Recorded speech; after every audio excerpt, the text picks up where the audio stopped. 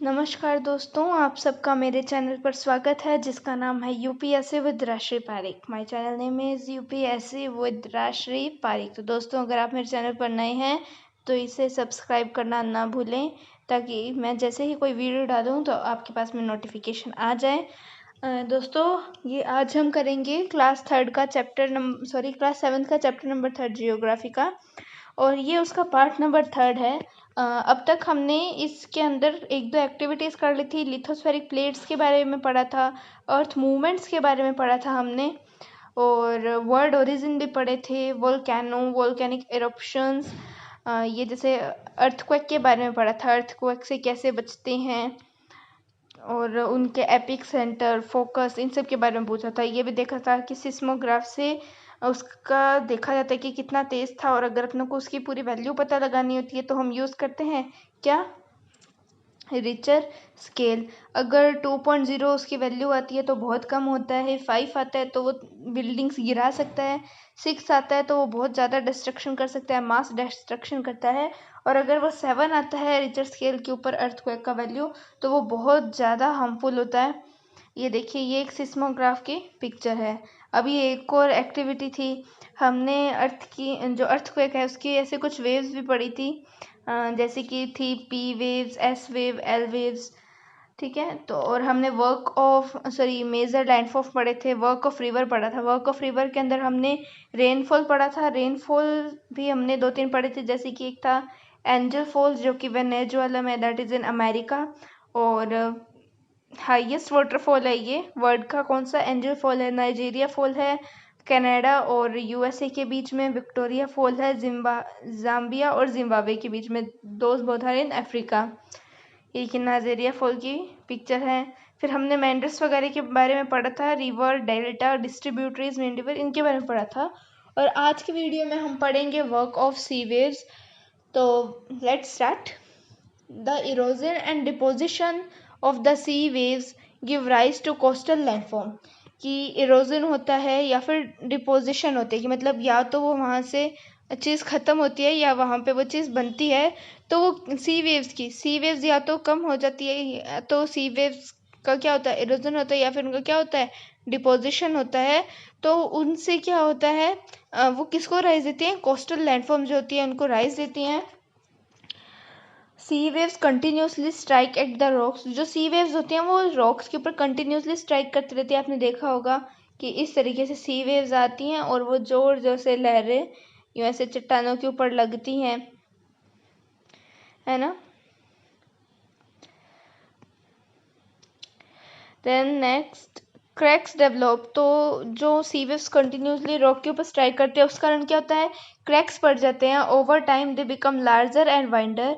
और जैसे जैसे टाइम बढ़ता जाता है, जैसे जितना ज़्यादा वो समुद्र की लहरें जो होती है, सी वेव्स जो होती हैं, वो रॉक्स पर, उन चट्टानों पर लगती है, तो क्या होती है, वहाँ पर एक होल बनने लग जाता है और वो बहुत बड़ा बड़ा होने लग जाता है। These hollow like caves are formed on the rocks, they are called sea caves. तो इस तरीके से जब वो लगातार यूँ लगती रहती है ना, समुद्र की लहरें उन चट्टानों के ऊपर, तो उनके ऊपर होल बनने लग जाता है, वो होलो हो जाती हैं उस एरिया से वो रॉक्स, और वो केव लाइक बन जाती हैं, और फिर उन्हें क्या कहते हैं, सी केव बोलते हैं। As these cavities become bigger and bigger, only the roof of the caves remain। कि जैसे मानो कि ये चट्टान थी, यहाँ पर लहरें रखती गई, यहाँ पर होल हो गया, ये बन गया सी केव, यहाँ पर यूँ ऐसे होल हो गया, ये सी वेव हो गया, और फिर इतना ज़्यादा होल हो गया कि खाली ये ऊपर ऊपर वाली इतनी सी थोड़ी सी बिल्कुल पतली सी एज अ अपने कह सकते हैं कि थोड़ी सी छत की तरह रहेगी, तो फिर वो क्या बन जाते हैं, सी आर्चेस बन जाते हैं। Further erosion breaks the roof and only walls are left. और फिर जब और ज़्यादा इरोजन होता रहता है तो फिर वो क्या होता है, ऊपर की जो छत होती है वो भी ख़त्म हो जाती है। फिर क्या बचते हैं, सिर्फ वो जो दीवारें सी होती हैं, जैसे ये पूरा था, यहाँ से होना लगा इरोजन और ये पूरा इतना हो गया, तो फिर क्या हो जाएगा, कितना बचेगा, ये खाली ऐसे बचेगा, है ना, क्योंकि इतना स्टार्ट हुआ था, होते होते पूरा जो था वो केव किससे क्या बन गया, वॉल्स बन गई। तो उन वॉल्स को क्या बोलते हैं, स्टैक्स बोलते हैं। The steep rocky coast rising almost vertically above sea water is called sea cliff. तो सी क्लिफ किसे बोलते हैं?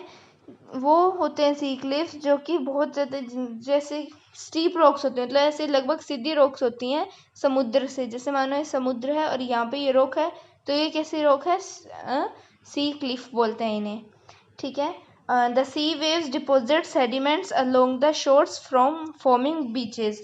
कि जो सी वेव्स होती हैं वो क्या करती हैं, जो सेडिमेंट्स होते हैं ना उस रॉक के, जैसे पूरी रॉक क्या हुई है, टूट गई थी समुद्र के कारण, तो उसके जो सेडिमेंट्स थे वो क्या करती है, जो बीचेस होते हैं, जो किनारे होते हैं, उनके ऊपर वो लाकर छोड़ देती है, उन्हें वहाँ पे डिपॉजिट कर देती है।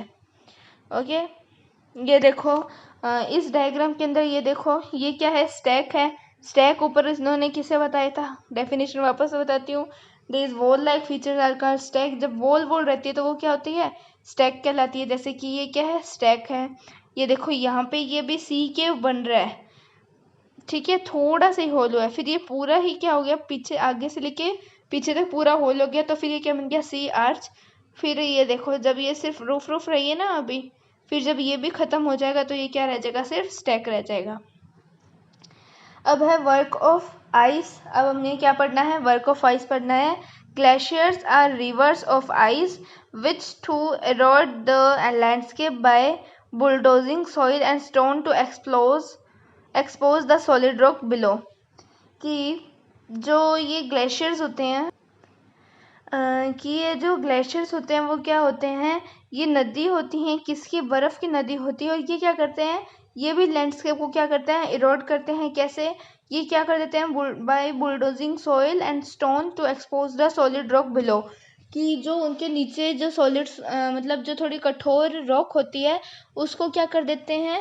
उसको इरोड कर देते हैं। Glacier curve deep hollows, carve out deep hollows. की जो ग्लेशियर्स होते हैं वो क्या बनाते हैं?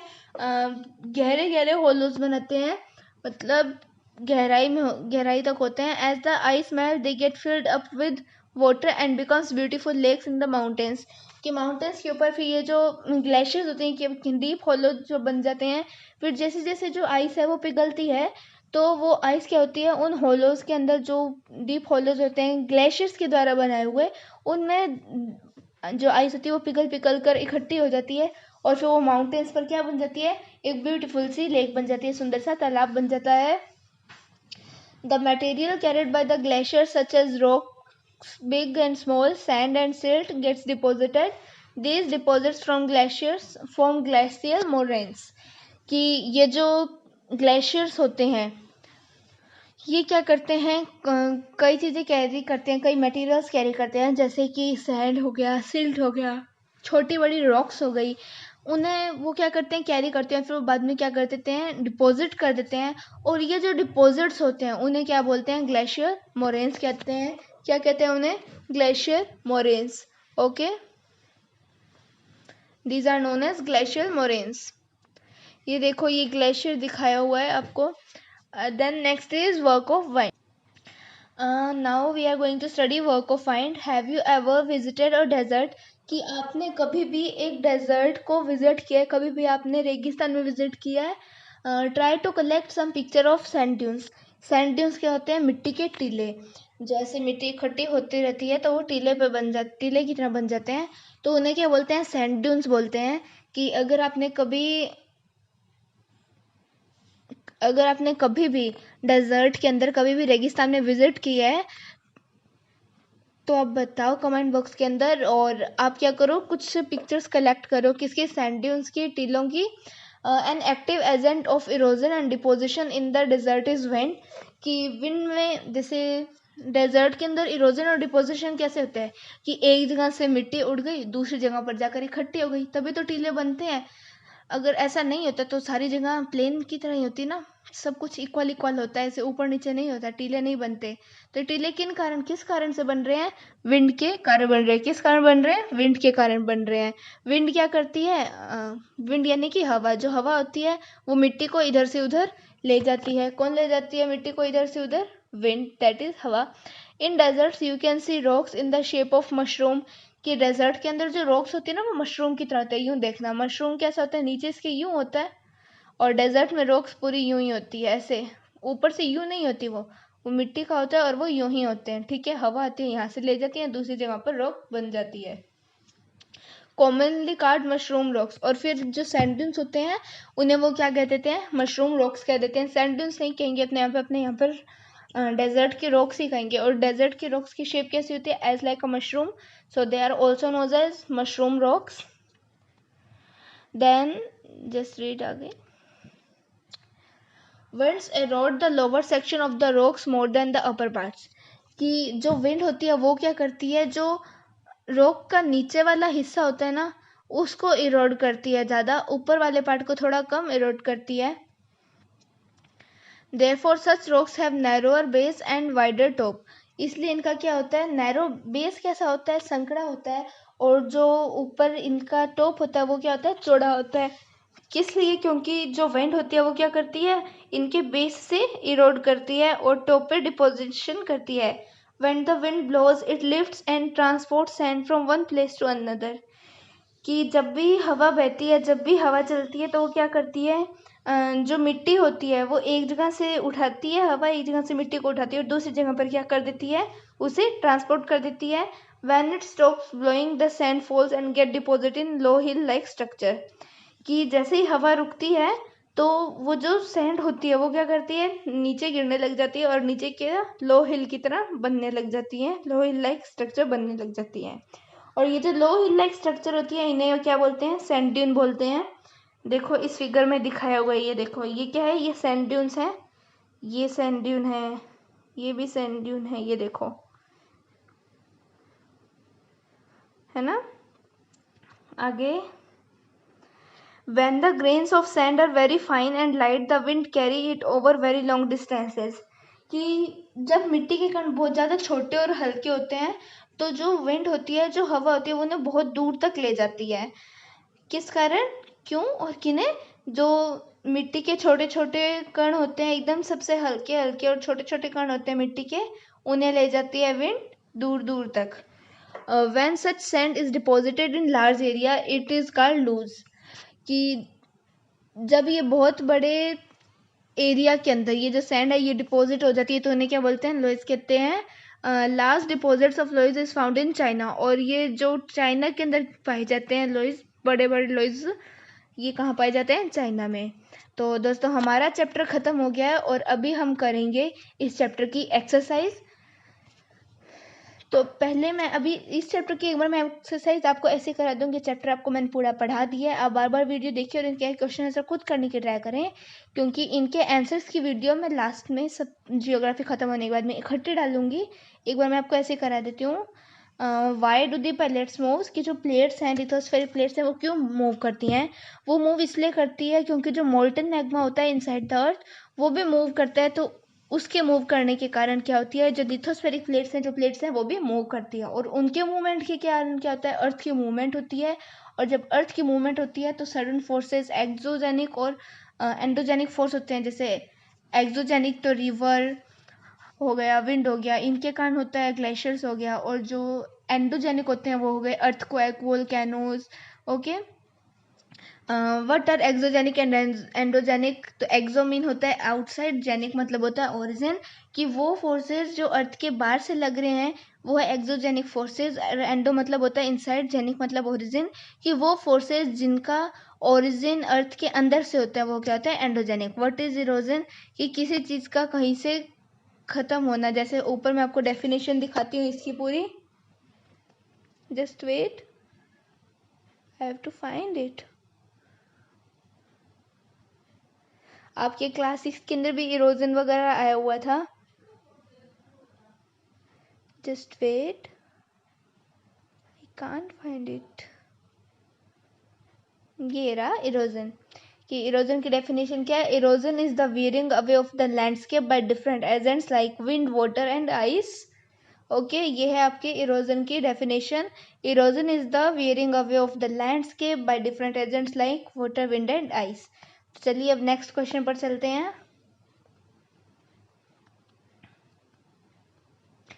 Next question is how are flood plains formed, कि जो फ्लड प्लेन्स हैं वो कैसे फॉर्म होते हैं। तो क्या होता है, जैसे ही पानी का स्तर ऊंचा होता है वो बहुत, जैसे अभी मैं आपको ऊपर ये भी पूरा लैंग्वेज के अंदर दिखाती हूँ फ्लड प्लेन्स, जस्ट वेट। ये रहा। At times the river overflows its bank, कि कभी कभी क्या होता है, जो रिवर होती है वो अपने बैंक को क्या कर देती है, ओवरफ्लो हो जाती है, ज़्यादा पानी हो जाता है। This leads to the flooding of the neighbouring areas, तो इससे क्या होता है, आसपास के एरियाज के अंदर फ्लड आ जाती है, बाढ़ आ जाती है। As it floods it deposit layers of fine soil and other material called sediments along it banks. This lead to the formation of flat fertile flood plain, कि जब फ्लड आती है तो वो क्या करती है, जो सॉइल की जो फाइन सॉइल होता है उसकी लेयर को डिपॉजिट कर देती है उन एरियाज में, और भी कई मटेरियल्स होते हैं उन्हें उस एरिया के अंदर डिपॉजिट कर देती है, जिन्हें क्या बोलते हैं, सेडिमेंट्स कह देते हैं। तो ये जो सेडिमेंट्स होते हैं ये फिर ये जब जहाँ पर डिपॉजिट करती है तो फिर वो एरिया क्या बन जाता है, flat fertile flood plain. Okay, then next question is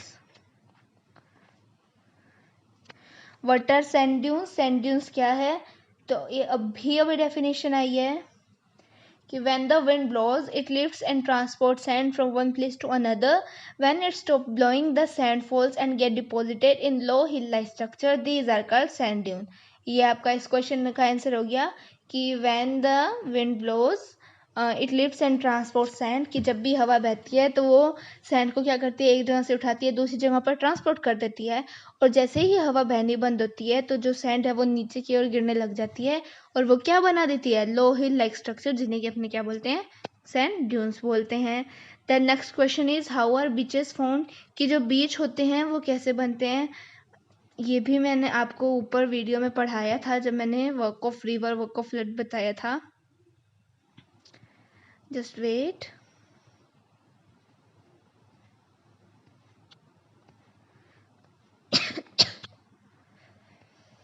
I have to find its perfect definition. As perfect definition is not given, I will answer it in comment box. Is perfect definition. जैसे beaches मैं आपको बता देती हूँ हिंदी में, एक बार आपको बताती हूँ कि जब जो पानी होता है समुद्र के किनारे पर वो क्या करता है, उसके ये देखो भी मुझे याद आया है कि यहाँ हो सकता है ये सी केव्स, ये रहा, कि द स्टीप, जैसे सी केव्स बन गए, फिर सी आर्चेस बनते हैं, फिर स्टैक्स बनते हैं, और फिर क्या हो जाता है, सी क्लिफ्स बन जाते हैं। और ये सी क्लिफ्स होते हैं तो इनसे जो सेडिमेंट्स निकले हैं उनको the sea waves deposit sediments along the shores forming beaches, की जो सी वेव्स होती हैं वो क्या कर देती हैं, सेडिमेंट्स को क्या कर देती हैं, जो शोर होता है, किनारा होता है समुद्र का, वहाँ पर उन सेडिमेंट्स को क्या कर देता है, डिपॉजिट कर देती है, वहाँ उन्हें छोड़ देती है, और फिर वहाँ क्या बन जाता है, बीच बन जाता है। Okay, this is a perfect definition, you can learn it. Then next question is what are oxbow lakes, की ऑक्सबो लेक्स क्या होती है, ये भी इसकी भी डेफिनेशन यहाँ आई हुई है, ये देखो।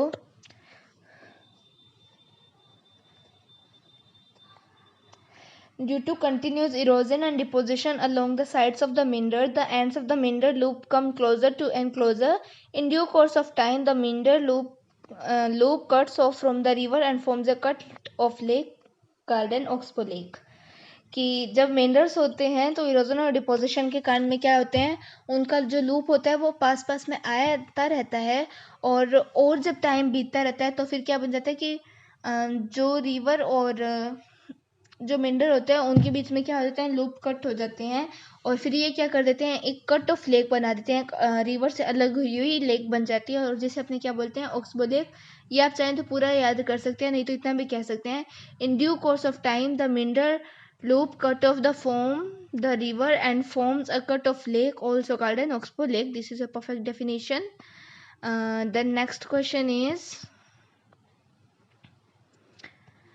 these are tick the correct answer. What is not an erosional feature of sea waves, कि sea waves का एक erosional feature क्या नहीं है, beach, cliff और sea cave। तो इसका आंसर आप मुझे बताएंगे कमेंट बॉक्स में करके कि इनमें से कौन सा सी वेव्स का इरोजनल फीचर नहीं है।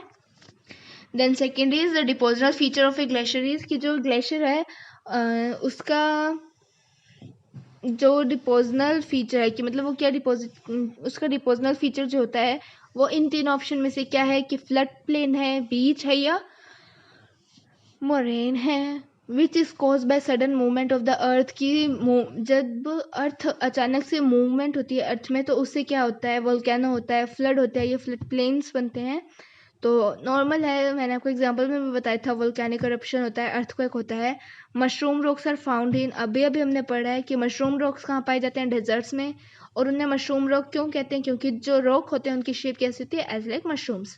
Oxbow lakes are found in, कि ऑक्सबो लेक कहाँ पाई जाती है, ग्लेशियर में तो नहीं पाई जाती है, वहाँ पे क्या बनते हैं, ब्यूटीफुल लेक्स बनती हैं। डेजर्ट में क्या होते हैं, मशरूम रॉक्स होते हैं, तो कहाँ मिलते हैं, रिवर में मिलते हैं। These are match the correct, then you can do it and match it. If you have any doubt then you can ask me in the comment box. इनके रीज़न बताने हैं कि some rock have a shape of mushroom, कि उनकी shape of mushroom क्यों होती है जो डेजर्ट में होते हैं। तो ऊपर मैंने चैप्टर बताया, आप उस वीडियो को वापस देखें अगर आपको समझ नहीं आया, और फिर इसे करें, नहीं तो मैं बाद में आंसर तो बताऊंगी। Flood plains are very fertile, कि जो फ्लड प्लेन्स होते हैं वो क्यों इतना फर्टाइल होते हैं, क्योंकि जगह जगह से वो क्या लाती है, फाइन वो क्या कर देती है, डिपॉजिट कर देती है जहाँ पर फ्लड आती है। क्या डिपॉजिट कर देती है, फाइन सॉइल की लेयर डिपॉजिट कर देती है। Sea caves are turn into stack, की जो सी केव्स हैं वो स्टैक में कैसे कन्वर्ट होती है, कि जो सी वेव्स होती हैं वो केव्स को आर्चेस बना देती हैं, फिर उन्हें क्या बना देती हैं, बाद में स्टैक बन जाती हैं। Building collapse due to earthquake, की अर्थक्वेक के दौरान बिल्डिंग कोलैप्स क्यों करती है, ये एक्टिविटी है, ये भी आप कर लीजिएगा। कि देखो ये फोटोग्राफ दी हुई है, ये वाटरफॉल है, ये रिवर है, ये प्लेन है, ये नेम ऑफ फीचर है, तो ये फीचर कैसा है, वाटरफॉल है, ये रिवर है, ये प्लेन है। तो इसका अपने को बताना है कि ये इरोजनल है, डिपोजनल है, या फिर दोनों है। तो जो वाटरफॉल है वो कैसा है, इरोजनल भी है, डिपोजनल भी है। रिवर भी कैसा है, इरोजनल भी है, डिपोजनल भी है। और ये क्या है, प्लेन, प्लेन कैसा है, डिपोजनल है। अब आते हैं फॉर फन, ये आपको क्या दिया हुआ है, क्रॉसवर्ड पजल दी हुई है। ये मैंने आपको पूरा चैप्टर पढ़ा दिया है, तो अब आप इनसे यूज़ करके आप एक्रॉस और डाउन करके आप ये क्रॉसवर्ड पजल भर सकते हैं। तो बच्चों, आपको ये चैप्टर नंबर 3 समझ आ गया है, आपको मेरे पढ़ाने का तरीका अच्छा लग रहा है, तो आप मेरे चैनल को लाइक, शेयर और सब्सक्राइब करना ना भूलें, ताकि जैसे ही मैं एक और वीडियो डालूँ आपके पास में नोटिफिकेशन आ जाए। मैंने क्लास 6 की जियोग्राफी की पूरी वीडियोस डाल दी हैं, क्लास 8 का मैंने चैप्टर 1 का पार्ट 1 भी डाल दिया है, और क्लास 7 की भी ये जियोग्राफी चल रही है। तो सबसे पहले मैं सभी क्लासेस की जियोग्राफी कंप्लीट करवाऊंगी। तो दोस्तों, आप मेरे चैनल पर बने रहें, इसे सब्सक्राइब करें, इसे लाइक करें, शेयर करें, ताकि ज़्यादा से ज़्यादा बच्चे इसे का फ़ायदा उठा सकें। तो जय हिंद, जय भारत।